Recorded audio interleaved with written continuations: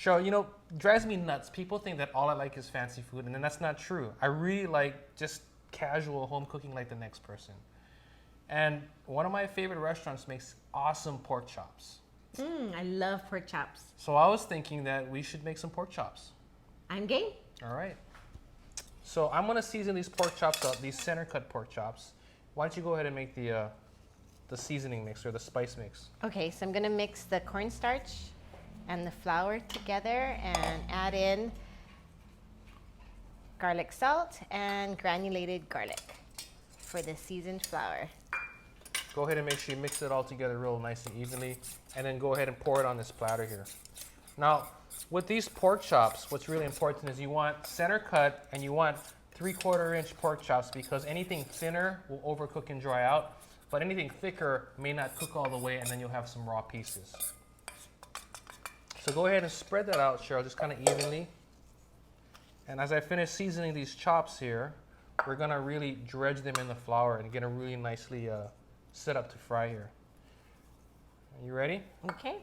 Okay, so I want to put them in here. Go ahead and really get that flour in there. Yeah, push it in there.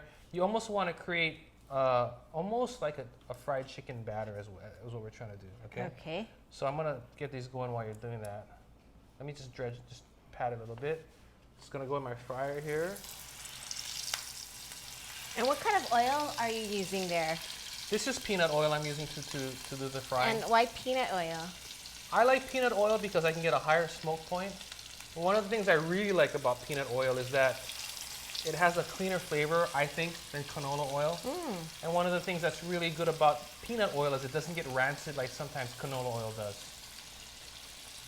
So we're getting these going. We'll get these frying.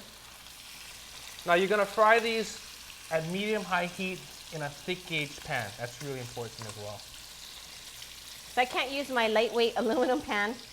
Yeah, Cheryl, you need to take that pan and throw it out. Okay, what Right about away. cast iron pan?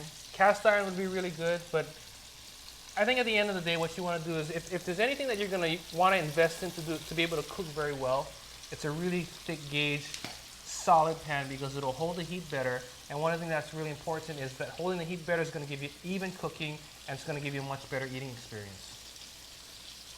So about how many minutes are you frying it on each side? For these, Cheryl, I'm going to go for about 5 minutes on each side. Okay, and how do you know when it's about ready to turn it over?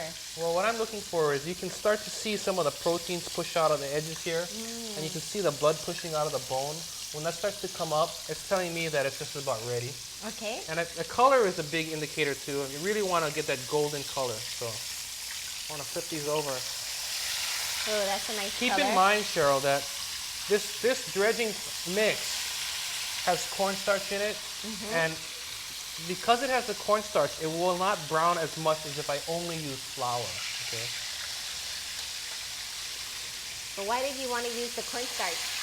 Because the cornstarch is going to give me a really crispy outside. Oh, okay. So the mixture of the cornstarch and flour kind of balances texture, color at the same time.